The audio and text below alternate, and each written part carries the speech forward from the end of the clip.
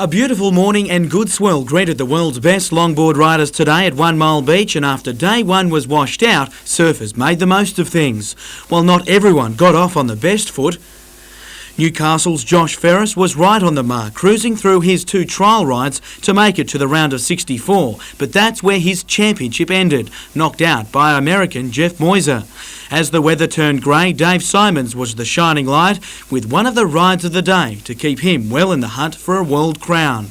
Newcastle's Jai Burns, though, remains the best of the local hopes with some solid rides today. I'm happy with myself. I do well in this contest, especially in my hometown. It'll be good. Meanwhile, at Dixon Park Beach, the surf was well up and over the 1 metre mark for the 4-man final in the Matara Surf Classic. Merriweather's Chad Edzer made early impressions on the judges, while former Newcastle-based surfer Paul Parks was carving a name for himself back in his hometown as well, and led with 1 minute remaining. That's when Ballina's Lincoln Ether made his mark, taking off on the final wave of the day, with a tube ride taking him to the top of the judging sheet to win the 37th Matara title.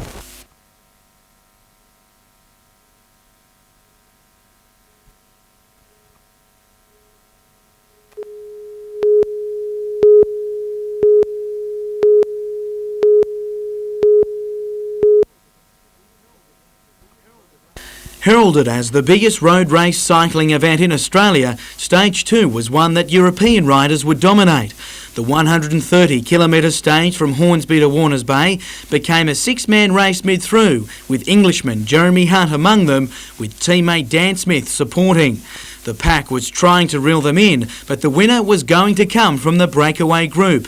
And as they wound their way into Warners Bay, the leading group was now 4, but in full sprint. Jeremy Hunt just holding out Peter Wadecki, but the Polish rider took the yellow leader's jersey after he finished 3rd on day 1. Riders head to Port Stephens tomorrow.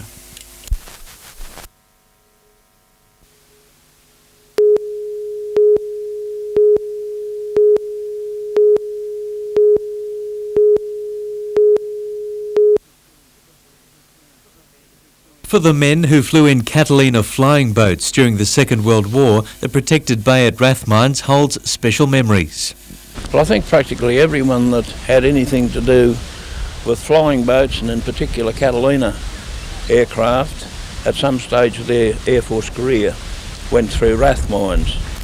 A ceremony today paid tribute to the 327 men who died during service with Australia's Catalina squadrons. A new memorial wall was also unveiled, dedicated to the fallen, like Phyllis Druitt's husband, Tom. Very sad for those whose husbands and sweethearts have passed on, though. At times, the flying base was home to as many as 1,000 personnel and dozens of aircraft that were flown north to Pacific war zones. And everyone, it seems, loved the cats. Bombing, and then we went on to mine laying. So all the flights were very interesting, and everybody loved the aeroplane because it was so supremely confident in them. Lest we forget. Paul Lobb, NBN News.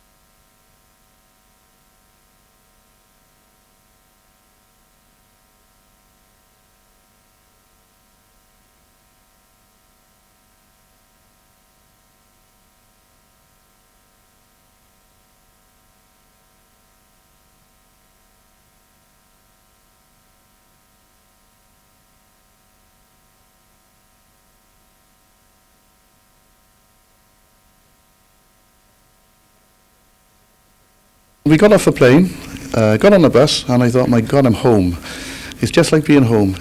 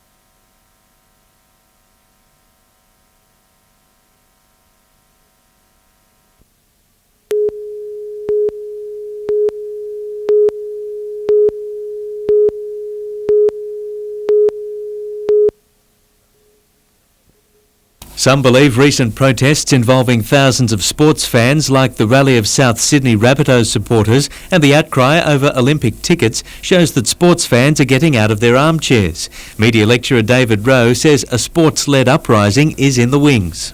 There has been a recent rise in sports activism. That is, that people have got upset about, say, Olympic tickets or the cutting of a team from the NRL. And the irony, of course, is that the major informant on all these issues is the media, the news media in particular. Professor Rowe launched a new textbook at today's forum at Newcastle University on social change and cultural diversity. He says professional sport wouldn't exist to the extent it does without the media. It makes very little sense to talk about the media and sport as separate institutions as we once did. That is, that they both need each other, I think, quite desperately. Paul Lobb, NBN News.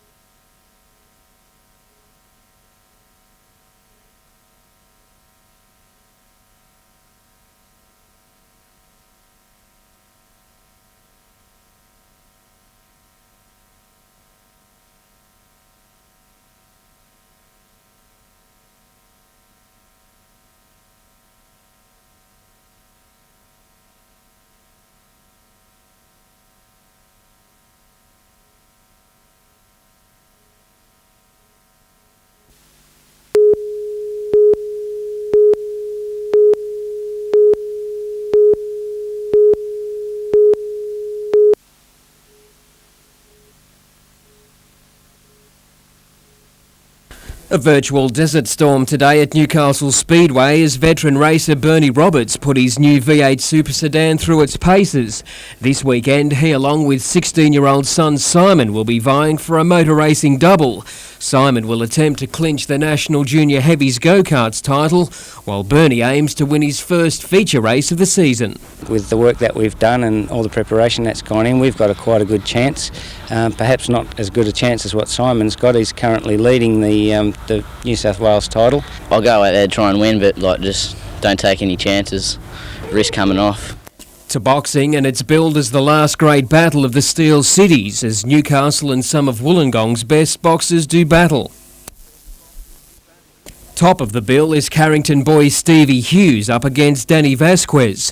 Hughes, who's twice beaten Vasquez, knows his opposition is coming for the kill. I think it's his last chance of knocking me over. I think he knows that and he's going to want to do it. Another Novocastrian, Chad Hollywood Bennett, will take to the ring for his first professional fight against Grafton's Wayne Blackadder. My preparation's been pretty well spot on. I've been training a lot of rounds with Stevie Hughes and he keeps me honest, so my preparation's good and ready to go for it on the night. Fight night is Friday at Mayfield Ex-Services Club.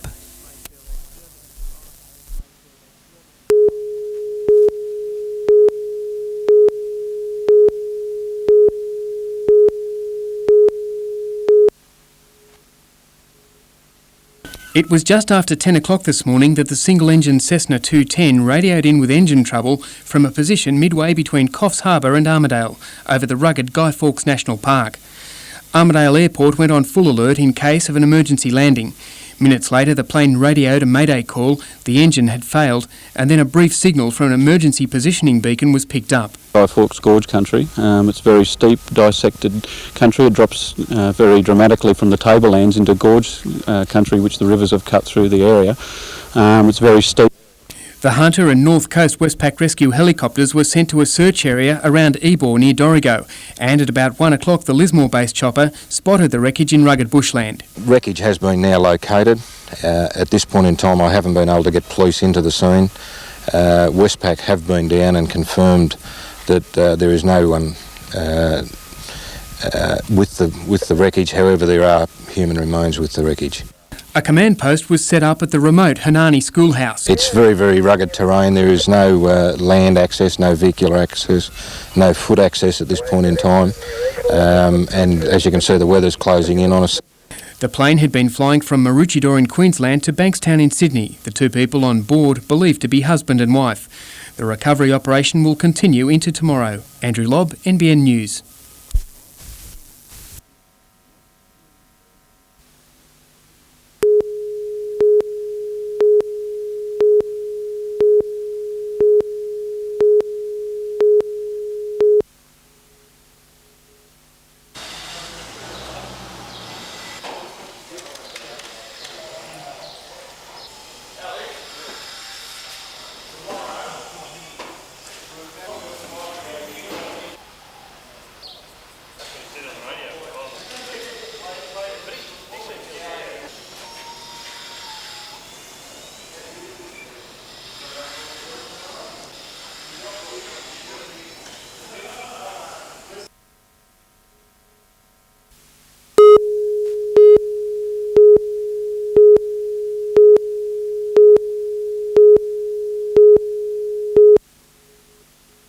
To all competitors in the 1999 Commonwealth Bank Cycle Classic.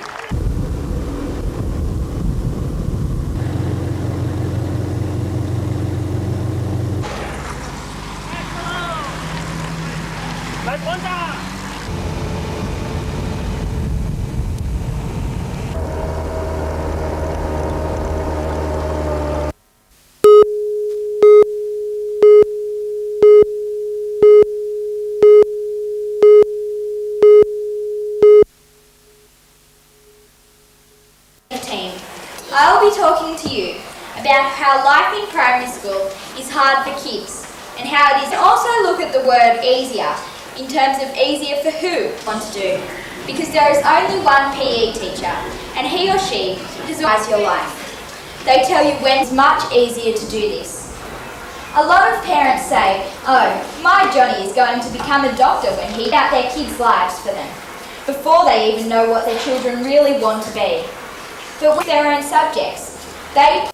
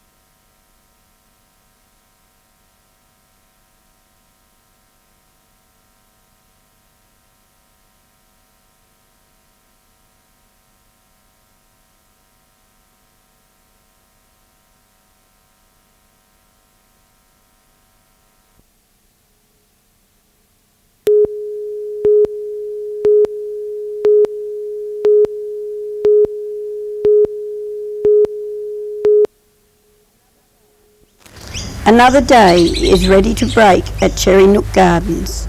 And a beautiful day it was too at Cherry Nook at Katara, in a garden that has taken Ken and Judy Way 9 years to establish. There's always little nooks and crannies and a place to sit, and it is quite lovely in itself. The fairy tale garden will be open to the public this weekend.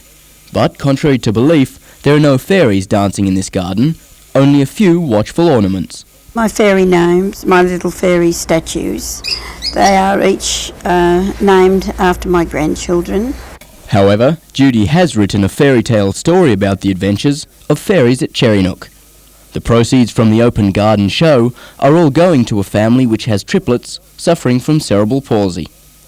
Adam Harper, NBN News.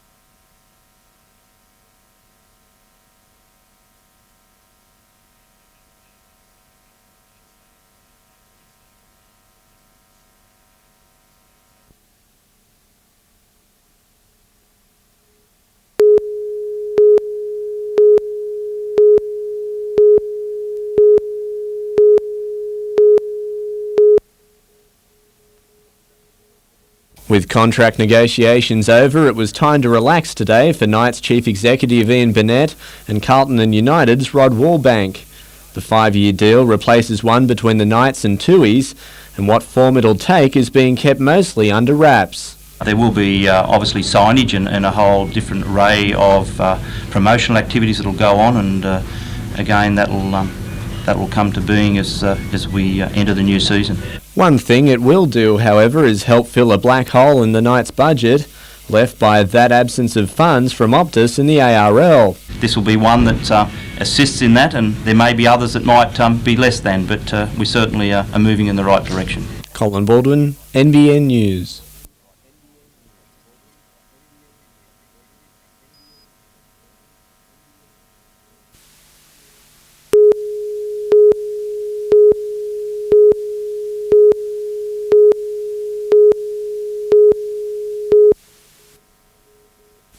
The combination of wet roads and speed had fatal consequences on the Central Coast. A 71-year-old woman killed after being T-boned by a motorcyclist at Terrigal.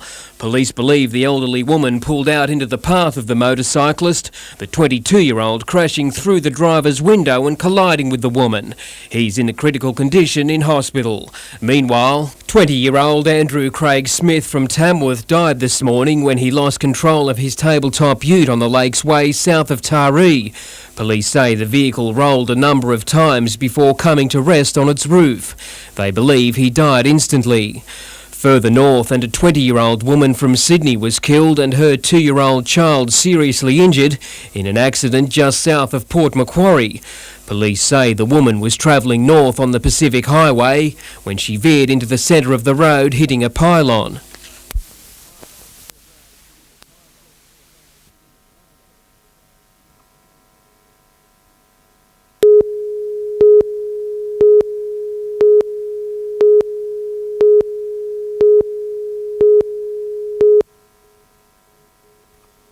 When 400 jobs were lost from the town earlier this year, the effects on the community were widespread. Many of the workers who've now left the town were regulars at the nearby bowling club, and while the bar was busy today thanks to a visiting golf group, it's normally quiet. It's a business reality that's prompted Secretary Manager Max Harmon to terminate his employment. Probably down about 34-35% on income in the bar and about 14-15% in the poker machines.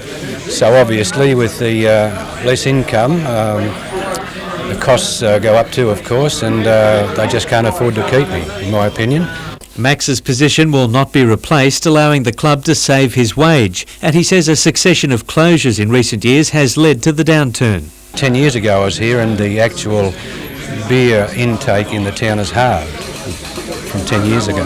The manager wishes this annual golf tour from Maitland would visit more often. If we were this busy every day we wouldn't have a problem.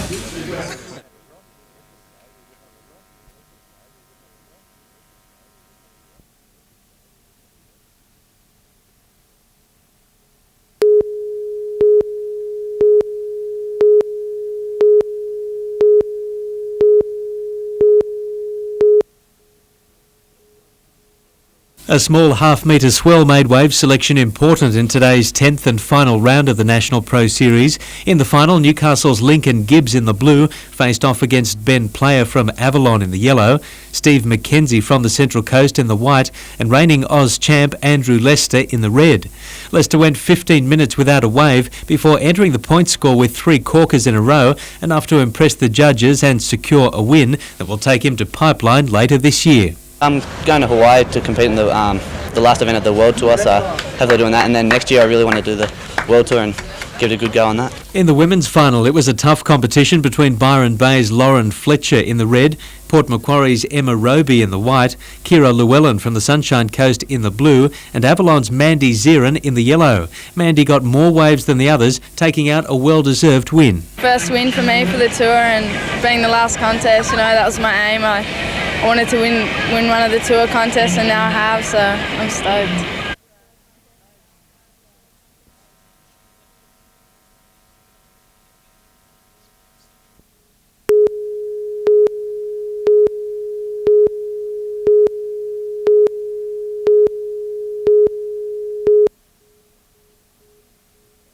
It's a new concept, but one the state government thinks will take off in the Hunter. Launching a regional park and $300,000 in funding today was State Environment Minister Bob Davis.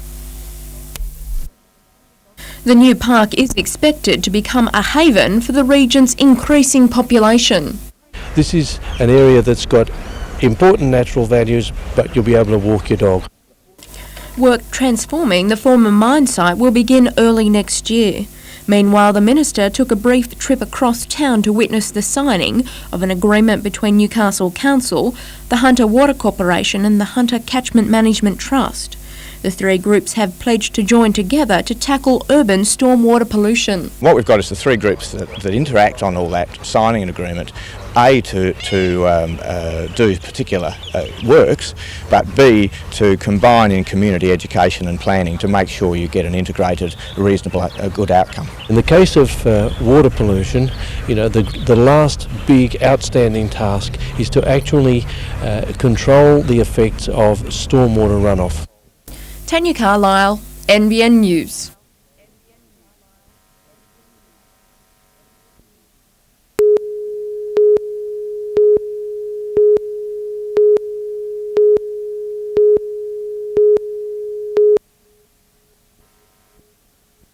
They might not look like much, but these tiny dung beetles are a virtual gold mine. From humble beginnings, Pollution Solutions is slowly making a name for itself across Australia and overseas as one of the world's few suppliers of dung beetles. A lot of councils that placed orders last year are repeating orders again this year. And we're moving into Victoria and lots of inquiries from Western Australia and South Australia too. So we'll be all over Australia this season. It all started when the company's 2 owners tried to get rid of unsightly dog droppings from their own yards. I wanted to purchase them for personal use, just for the back garden, and found that there was no one sort of anywhere in the world doing that, and sort of saw that there was, need for such a thing, and looking into it, we've started a business. Port Stephens Council is the latest organisation to unleash an army of dung beetles in its shire. 8,000 were released today. We will be releasing the same amount of dung beetles every year for the next 5 years. The studies in other areas show they're very effective in solving the dog faeces problem. Tanya Carlisle, NBN News.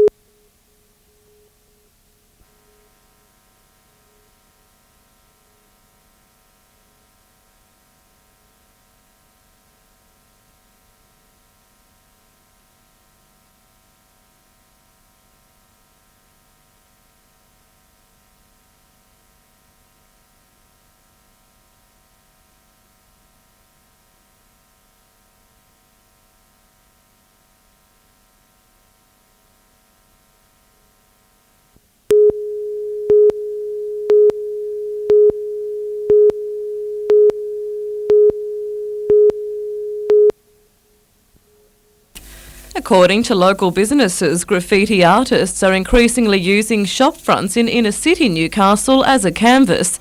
But if the City Centre Committee has its way, they won't. With a reward now reports the action. We've been meeting with the businesses over the last 3 to 4 months, and graffiti is always one of the problems that comes up. We need to do something about it, and those businesses are fully supportive of this action.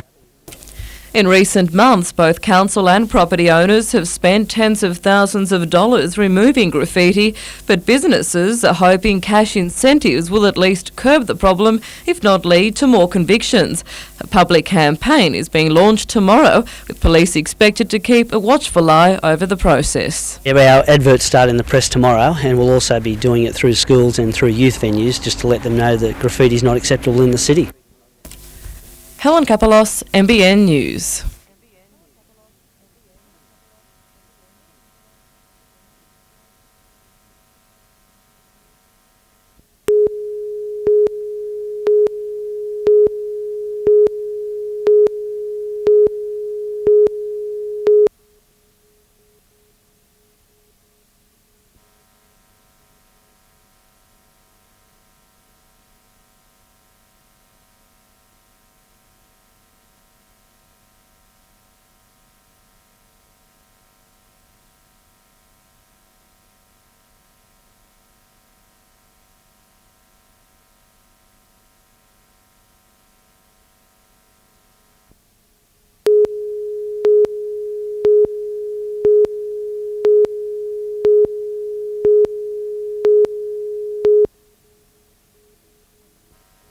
When the plant was approved 2 years ago, the Land and Environment Court ruled that only Australian dross could be processed. But the company recently applied to the federal government to allow lucrative imports from Japan and New Zealand. That application has now been refused, to the delight of those who opposed the plant in the first place. I said to the judge, Your Honour, they're going to try and bring in Japanese dross. And he said, Mr Mabry, they will not be bringing in Japanese dross. I will ensure that that doesn't happen. Western Aluminium says it'll now ask the Land and Environment Court to overturn the no imports condition. We now have to go to the Land and Environment Court and appeal to them to get the condition of consent overturned. And that's basically the only reason that we haven't been granted a permit, because that condition is in place. Some believe Japan wants to export the byproduct to Australia because it's cheaper to dispose of here. I believe it's government to government, and they're just trying to get rid of waste from Japan and bury it in Australia. But the company can't understand why the origin of the dross matters. Australian dross is the same as Japanese dross, is the same as New Zealand dross and so on. So, they've indicated that really the local shouldn't be concerned. Paul Lobb, NBN News.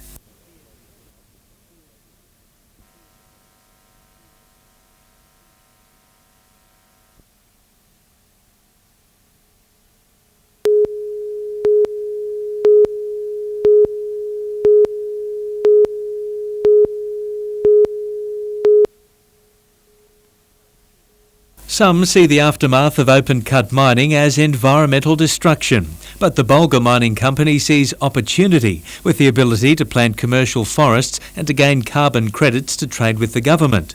On this 10-hectare patch of mine overburden at Broke, State Forests is working with the company to find the best ways of growing trees on nutrient-poor land. Because of the soil problems here and the water problems, we need to look at better ways of utilising water, both rainwater and other wastewater, and we need to look at improving the soil fertility. Treated sewage from Raymond Terrace is being used on the plants to see how well they'll grow over 3 years. We're one of the first companies to actually establish trees on a trial basis for a period of 3 years, just to see if we can get them to grow rapidly in rehabilitated mine land on a commercial basis. Eventually, State Forests and the mining company hope to make money from the venture. There's the opportunity for the miners to also to gain carbon credits to offset against their greenhouse gas emissions, and importantly to grow some sort of a commercial timber crop.